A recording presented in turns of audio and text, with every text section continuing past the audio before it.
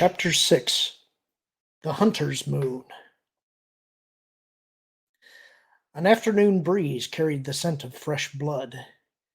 Shrieks of agony and death pierced tendrils of mist snagged by the gnarled branches of greel trees. The reports of weapons, old and new, projectile and energy, reverberated from the escarpment that walled the ancient fortress to the west, behind which the system's primary was just now disappearing. As if some fantastic statuary perched atop a place of worship, Magister Higo Damask stood on the uppermost rampart, his black cloak fluttering, attuned to the sounds of slaughter, and to the clamor of parties of beings returning from their separate hunts, blood of whatever color and consistency stirred by primal violence. Voices lifted an ancient song or throaty chant, the gutted carcasses of their prey strapped to anti-grav litters, ready for roasting over bonfires that blazed in the fort's central courtyard, or for preservation by skilled taxidermists. Veermok, Nexu, Mongwurst, Krayt Dragon, Acklay, Reek, whatever their preference. A nod to the planet that had birthed it, the moon was known as Sojourn, a name whispered by those who knew it slightly, and even by those who had visited repeatedly over the centuries. The system could be found in the registries, but only if one knew where to look and how to decipher the data that revealed its location.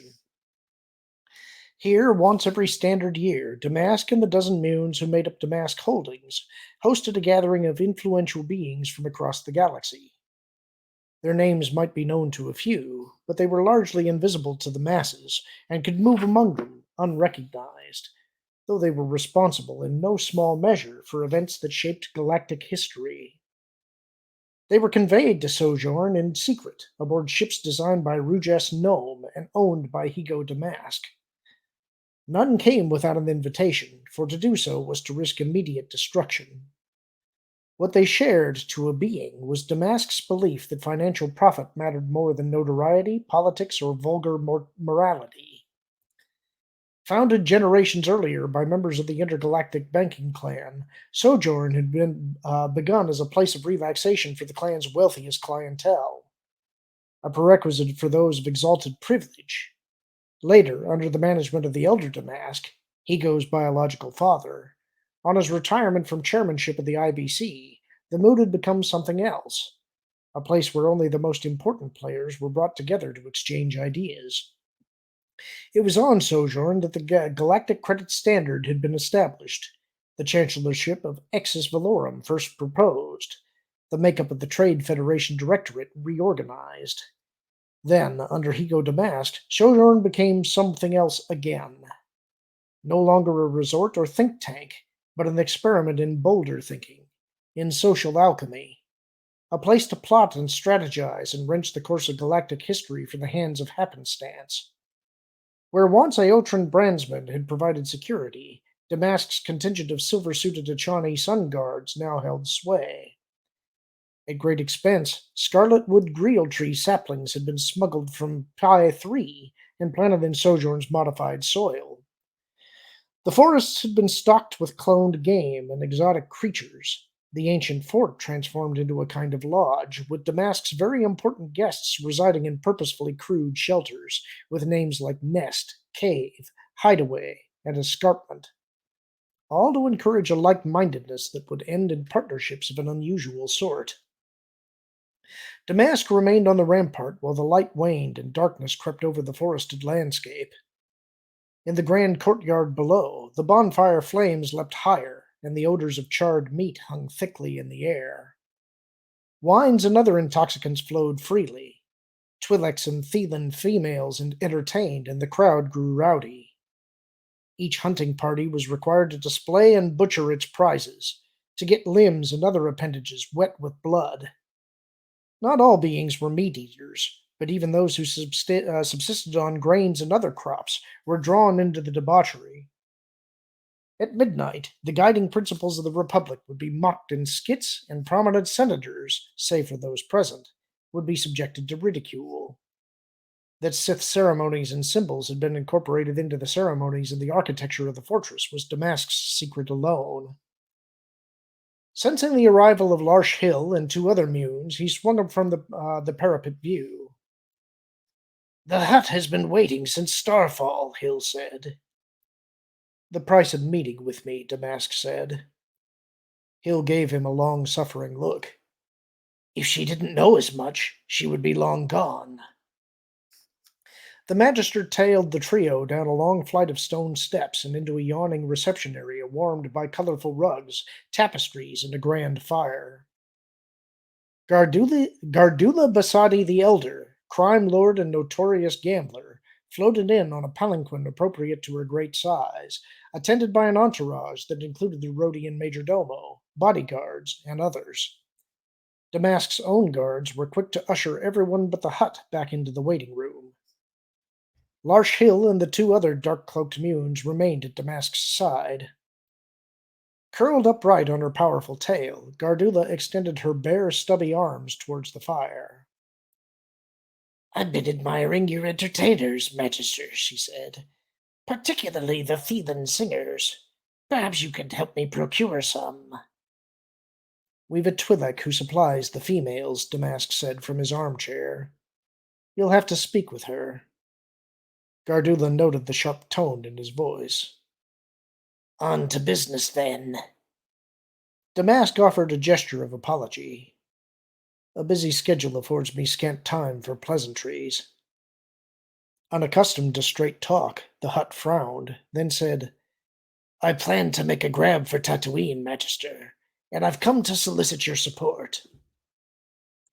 An arid world in the Arcanus sector of the Outer Rim, Hill supplied quietly from behind the armchair. By support, I presume we are talking about credits, Damask said. Gardula repositioned herself on the litter. I'm aware that you disapprove of spice and slavery, but there are profits to be made on Tatooine by other means. Not moisture farming, then. Gardula glowered. You mock me. Damask motioned negligently. I tease you, Gardula. I know little about Tatooine, other than that the planet was heir to an ecological catastrophe in the dim past, and that its vast deserts now support a population of ne'er-do-wells, scoundrels, and hapless spacers of all species. I've heard it said that nothing pans out on Tatooine, and that beings who reside there age prematurely. Damask knew, too, that the ancient Sith had once had an outpost on Tatooine, but he kept that to himself. Fortunately, longevity comes naturally to my species, Gardula said. But I don't want for enemies of a different sort, Magister. Enemies who would like nothing more than to see me in an early grave. The Disilogic clan. They are precisely the reason I wish to remove myself from Nal Hutta, and from the likes of Jabba Disilogic Chior and the rest. With your financial assistance I can accomplish that. I know that you have befriended Hutts in your own planetary neighborhood. It's true that Drixo and Praga have done well for themselves on Comra, Damask said, but their successes came at a high cost. What are you offering in return for our investment? A light came into the Hutt's eyes. A pod race course that will make those on Malastare and on your own Mutalist seem like amateur runs. In addition, the renaissance of an annual pod race event that will bring tens of thousands of gamblers to Tatooine and fill my coffers to overflowing.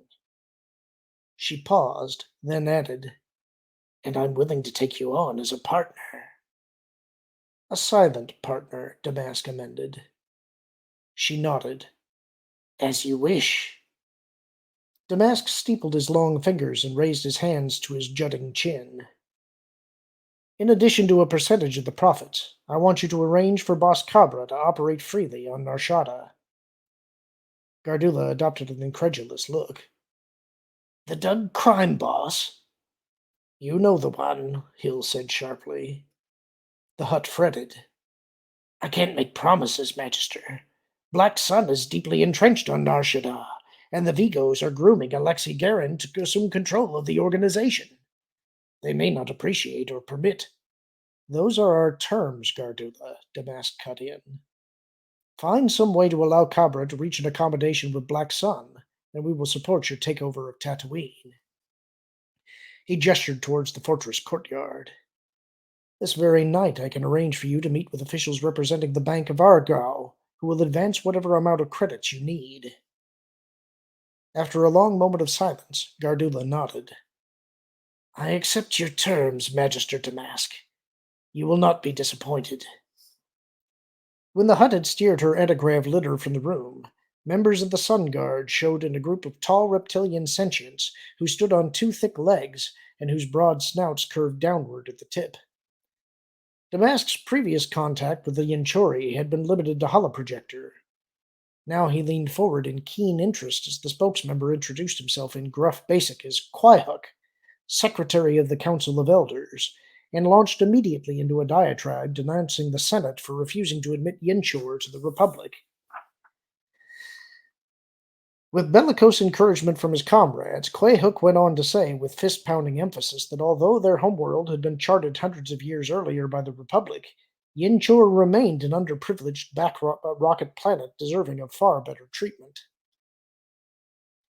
Or someone will pay in blood for the ongoing injustice, the Secretary warned. Larsh Hill waited until he was certain that Quaihuk was finished to remark under his breath, I'm not sure even the Senate is ready for them. Holding Quaihuk's baleful gaze and motioning with his hand, Damask said, You have no interest in seeing Yinchor seated in the Senate. Quaihuk took umbrage. Why else would we have journeyed all this way? You have no interest in seeing Yinchor seated in the Senate, Plagueis repeated. Quaihuk glanced at his green-skinned brethren, then looked at Hill. Is Magister Damask deaf or in ill health? Hill turned to Damask in concern, but said nothing. Damask concealed his astonishment. As rumored, the Yanchori were apparently resistant to forced suggestion. But how was it possible that midichlorians and a being of relatively low intelligence could erect an impenetrable wall against the influence of a Sith? Was this some sort of survival mechanism? The midichlorians' way of protecting the consciousness of their vessels by refusing to be manipulated? You would need to possess one of these beings to learn the secret. We might be willing to help you lobby for representation in the Senate, he said at last. But the process could require standard years or even decades, and I'm not convinced that you have the patience for it. Quaihuk's wide nostrils flared. What's a decade when we have been patient for a century? Are we not sentients, or are we required to embrace the conditions along with accepting them? Damask shook his head. No one is asking you to applaud the arrangement. Quaihuk's expression softened somewhat. Then we have an accord? We will draw up a contract, Damask said. In the meantime, I want some assurance that I can call on you for a personal favor should the need arise. Quaihuk stared at him. A personal favor? Of what sort? Damask showed the palms of his hands. Of whatever sort I require, Secretary. The Yanchori and his brethren traded uncertain glances, but Quaihuk ultimately nodded in agreement. Done, Magister. A favor? Hill asked as the Yanchori were being seen out. Nothing more than a test, Damask told him. Next to be admitted for audience were two Gran. The larger of the pair, a Republic senator named Pax Team, represented the Grand Protectorate. Team had scarcely taken a seat when he said, Promise me, Magister Damask, that you haven't entered into a deal with Gardula. Our dealings with the Hutts, Hill said, are no less confidential than our dealings with you, Senator Team. The Grand's trio of stalked eyes twitched in anger. Rumors abound of Gardula's plans to refurbish the pod race course on Tatooine and enter into direct competition with Malastare. Damask regarded him blankly. Surely you haven't come all this way to hear me address rumors. Team worked his big jaw. Promises were made, Magister. And fulfilled, Damask said. Then in the calmer voice he added, As a means of offsetting losses in revenue derived from pod racing, the cost of Malastare's fuel exports could be raised. The Grand ruminated. That sounds more like a possibility than a guarantee. Damask shrugged. We will take it up with the steerage committee, but for now, consider it a starting point for discussion. Reclining in the chair, he appraised Team before saying, "What else is troubling you, Senator?" "The favoritism you show to the Trade Federation." "We barely helped them secure full representation in the Senate," Hill answered. Team grew strident. "The Directorate was doing perfectly well for itself without full representation. And in exchange for what? Surrendering some of the shipping monopoly they enjoyed in the Outer Rim?" "What's fair is fair," Hill said evenly. Team gave him a scathing glance. "Fairness has no part in it. You're interested only in having the Directorate do your bidding on Coruscant." Abruptly, he got to his big feet and ground his square teeth. "Even a rate hike for Malastaire's fuel will profit Damask Holdings and the Trade Federation more than it will me." The Grand showed the Munes his back and began to stamp towards the door, leaving his aide to stir in confusion for a moment before he too rose and hurried out. Hill's mouth was open in surprise. "He can't." "Let him go," Damask said. The elder Mune compressed already thin lips. "If we're to benefit from the power they wield in the Senate, we'll need to find some way to placate them, Higo." "I disagree," Damask said. "We need to find a way to show Team that he is expendable." By the time the guards had ushered in the quartet of Gossams who managed subtext mining, his ire had risen so high in his throat that he could taste it. Typical of their diminutive species, the three saurians had reverse-articulated legs, fish-shaped heads, and long necks Damask knew he could snap with 2 fingers, and perhaps would for how they had double-crossed Tenebris. "We were stunned to receive your invitation, Magister," Subtext Chief Operating Officer said. "We had no idea we were even on your scanners." Damask smiled thinly. "We keep a close watch on galactic events. I trust you've been enjoying our food and entertainment?" "More than you know, Magister," the Chief Gossam said with a meaningful laugh. "Or perhaps more than we care to admit." Damask forced a kindred laugh. "More than I know. That's very funny indeed." He broke off laughing to add, "Allow us to show you how we execute some of the inner workings of the gathering."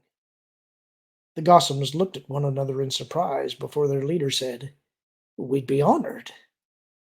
Damask stood and nodded to 4 of the Sun Guard, who fell in alongside the Gossams as he, Hill, and 2 other Munes led them to a bank of ancient turbolift cars. "All the real action takes place below," Damask said, setting the car in motion with a wave of his hand. In silence they descended 2 levels, and when the car's doors parted, they filed into a cavernous underground hall.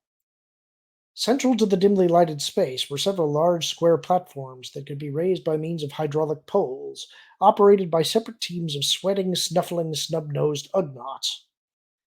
One platform, burdened with a slag heap of metal, was just descending, to sounds of raucous cheering and wild applause entering through an opening in the towering ceiling. Secured by manacles and chains on an adjacent platform writhed a hissing, snarling, fanged beast the size of a bantha. "We're directly beneath the central courtyard," Damask explained, as the beast-laden platform was elevating. "Each cargo symbolizes an abhorrent aspect of the Republic, practices we all wish to see overturned." By then the platform had been raised to the level of the courtyard. The crowd quieted for a moment, then, simultaneously with massive discharges of energy, erupted into ovation once more. "Those discharges were the laser cannons doing their work," Damask said loudly enough to be heard as the platform dropped back into view, revealing that what had been the beast was now a smoking, foul-smelling husk of sinew and bone. He aimed a sinister smile at the Gossams. "It's all theater, you understand. Merriment for the masses." "Obviously a real crowd-pleaser, Magister," one of the Gossams said, swallowing some of his words. Damask spread his thin arms wide. "Then you must join in." Approaching, he nodded his chin towards one of the empty platforms, beside which the Sun Guards had positioned themselves. "Climb aboard." The Saurians stared at him. "Go ahead," Damask said. Without humor now. Climb aboard. Two of the guards brandished blasters. The chief Gossam looked from one Mune to the next, terror widening his eyes. Have we done something to displease you, Magister? A good question, Damask said. Have you? The chief Gossam didn't speak until all four had clambered up onto the platform.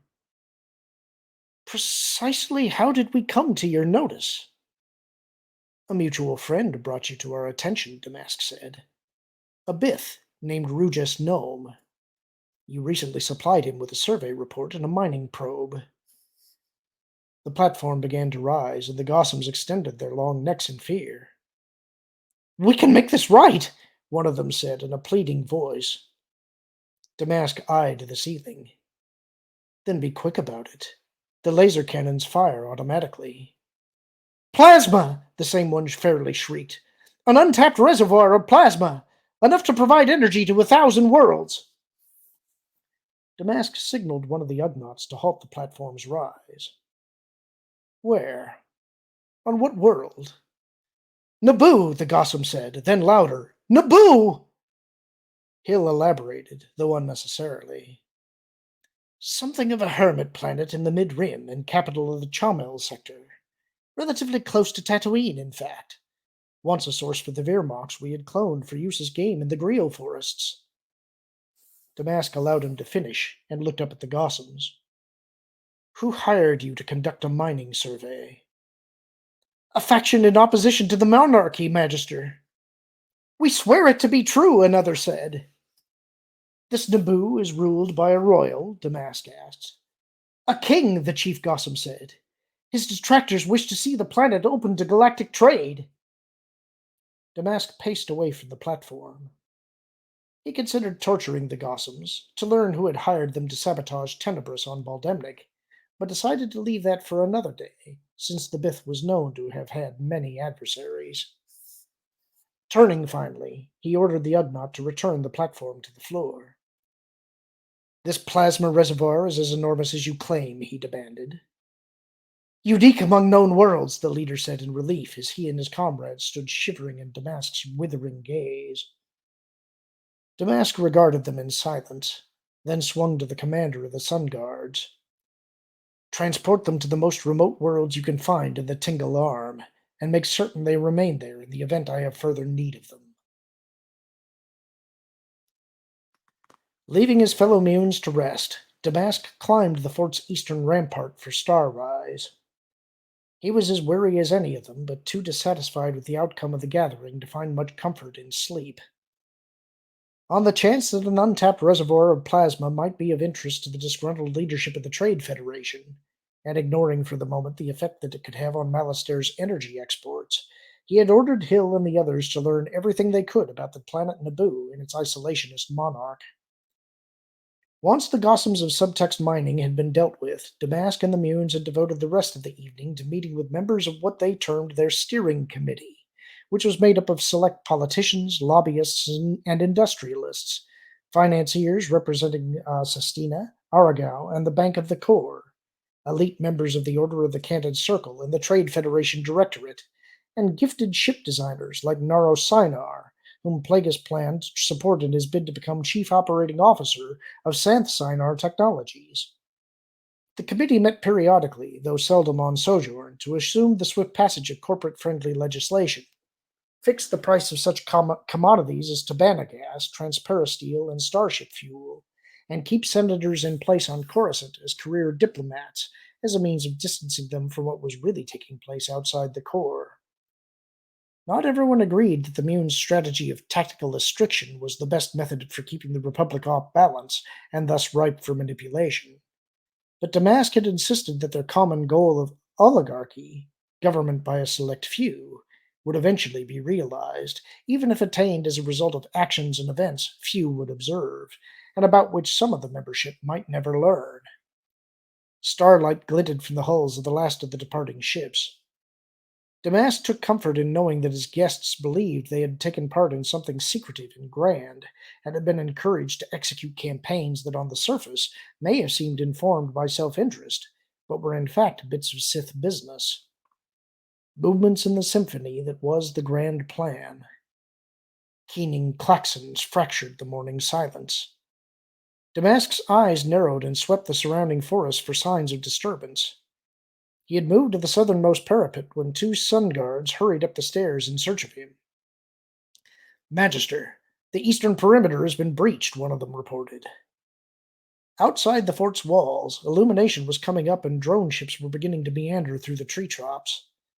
Occasionally, one of the imported beasts would lumber into the safe zone, touching off the alarms, but none of the remote cams were showing evidence of intrusion.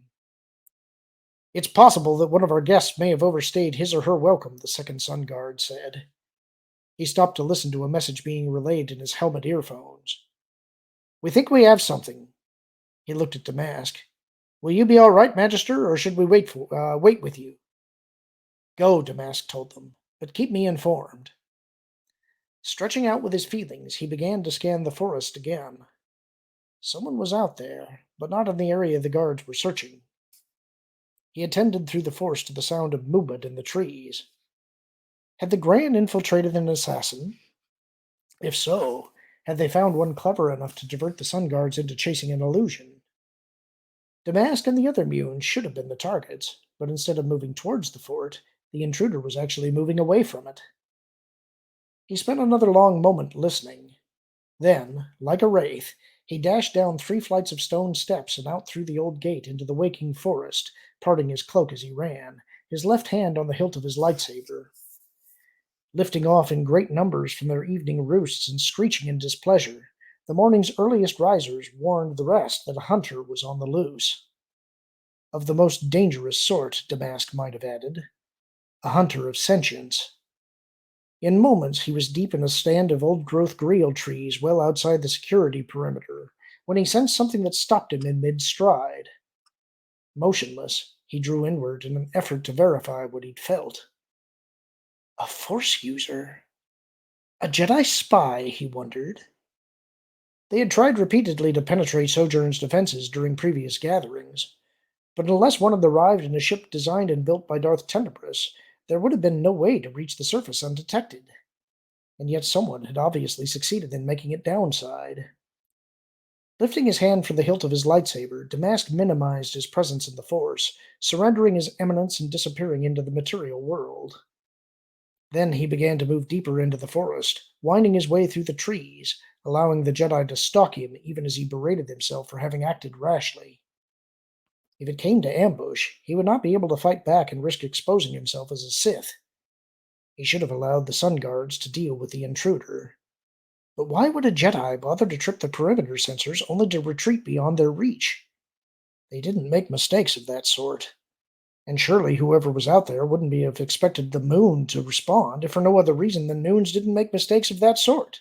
So what was this one after?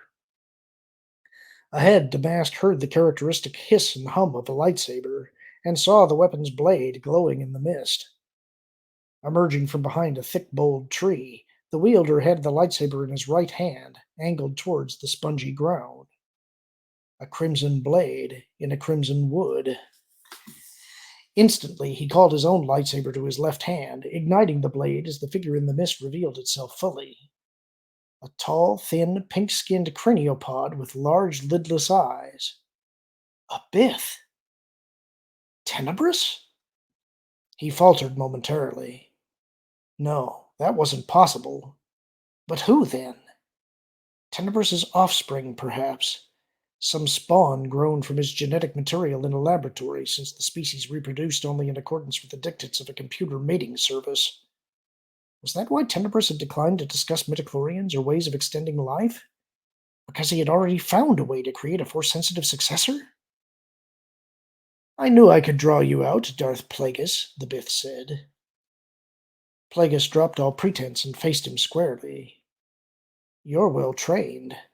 I sensed the Force in you, but not the dark side. I've Darth Tenebris to thank for it. He made you in his image. You're a product of Bith science. The Bith laughed harshly. You're an old fool. He found and trained me. Plagueis recalled the warning Tenebris had nearly given voice to before he died. He took you as an apprentice. I am Darth Venomous. Darth, Plagueis said with disgust. We'll see about that. Your death will legitimize the title, Plagueis. Plagueis cocked his head to the side. Your master left orders for you to kill me? The Bith nodded. Even now he awaits my return. Await, Plagueis said. As astonishing as it was to learn that Tenebris had trained a second apprentice, he had a surprise in store for Venomous. Inhaling, he said, Tenebris is dead. Confusion showed in Venomous's eyes. You wish it were so. Plagueis held his lightsaber off to one side, parallel to the ground. What's more, he died by my hand. Impossible! Plagueis laughed with purpose. How powerful can you be if you fail to sense the death of your master? Even now, your thoughts fly in all directions. Venomous raised his lightsaber over one shoulder. In killing you, I will avenge his death and become the Sith Lord he knew you could never be. The Sith he wanted me to be, Plagueis corrected. But enough of this. You've come a long way to challenge me. Now make a worthy effort. Venomous charged. To Plagueis, lightsaber duels were tedious affairs, full of wasted emotion and needless acrobatics. Tenebris, however, who had pronounced Plagueis a master of the art, had always enjoyed a good fight, and had clearly bequeathed that enthusiasm to his other trainee. For no sooner had the blades of their weapons clashed than Venomous began to bring the fight to him in unexpected ways, twirling his surprisingly limber body, tossing the lightsaber from hand to hand, mixing forms. At one point he leapt onto an overhanging Grial branch, and when Plagueis severed it with a force blow, hung suspended in the air, no mean feat in itself, and continued the fight, as if from high ground. Worse for Plagueis, Tenebris had made Venomous an expert in Plagueis' style, and so the Bith could not only anticipate but counter Plagueis' every move. In short order, Venomous penetrated his defenses, searing the side of Plagueis' neck. The contest took them backward and forward through the trees, across narrow streams, and up onto piles of rocks that were the ruins of an ancient sentry post. Plagueis took a moment to wonder if anyone at the fort was observing the results of the contest, which, from afar, must have looked like lightning flashing through the forest's understory. Realizing that the fight could go on indefinitely, he took himself out of his body and began working his material self like a marionette, no longer on the offensive, instigating attacks, but merely responding to Venomous's lunges and strikes. Gradually, the Bith understood that something had changed, that what up until then had been a fight to the death seemed suddenly like a training exercise. Exasperated, he doubled his efforts, fighting harder, more desperately, putting more power into each maneuver and blow, and in the end surrendering his precision and accuracy. At the height of Venomous's attack, Plagueis came back into himself with such fury that his lightsaber became a blinding rod. A two-handed upward swing launched from between his legs caught Venomous off guard. The blade didn't go deep enough to puncture the Bith's lung, but scorched him from chest to chin. As his large cleft head snapped backward in retreat, Plagueis brought his lightsaber straight down, tearing Venomous's weapon from his gloved hand, and nearly taking off his long fingers as well. With a gesture of his other hand, Venomous called for his lightsaber, but Plagueis was a split second quicker, and the hilt shot into his own right hand. Sensing a storm of force lightning building in the Bith, he crossed the two crimson blades in front of him and said, "Yield!" Venomous froze, allowing the nascent storm to die away, and dropped to his knees in surrender as Sojourn's risen primary blazed at his back through the trees. I submit, Darth Plagueis. I accept that I must apprentice myself to you. Plagueis deactivated Venomous's blade and hooked it to his belt. You presume too much, Venomous. Around you, I would always have to watch my back. Venomous lifted his face. Is it true, Master? Is Darth Tenebris dead? Dead, and deservedly so. He took a step towards Venomous. The future of the Sith no longer hinges on physical prowess, but on political cunning. The new Sith will rule less by brute force than by means of instilling fear. And what is to become of me, master? Venomous asked. Plagueis studied him stonily. After a quick glance around, he snapped a yellow horn-shaped blossom from a dangling vine and tossed it to the ground in front of Venomous. Consume it. Venomous's gaze went from the flower to Plagueis, and he let misgiving show on his face. I know this plant. It will poison me. It will, Plagueis told him in a manner that held no sympathy. But I will make certain you don't die. And that's the end of the chapter. Hope you enjoyed it. Talk to you soon.